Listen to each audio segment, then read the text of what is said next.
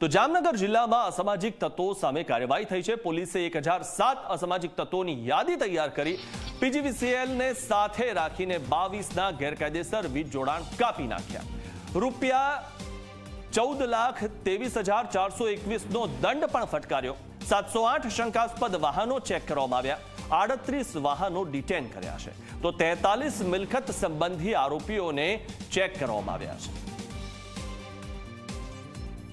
આગામી સમયમાં કાલે બધી પીજીવીસીએલ સાથે કોઓર્ડિનેશન કરીને અને લગભગ 22 જેવા જગ્યા જે છે અમે કનેક્શન પણ કપાવ્યા છે। એ ગેરકાયદેસર રીતે સરકારી જે વીજળી હતી આનો દુરુપયોગ કરતા હતા અને ટોટલ 8 ગુનાઓ દાખલ થયા છે આમે કે ગેરકાયદેસર વીજળીના અને ટોટલ લગભગ 14 લાખને આસપાસનો દંડ પણ કરવામાં આવેલ છે।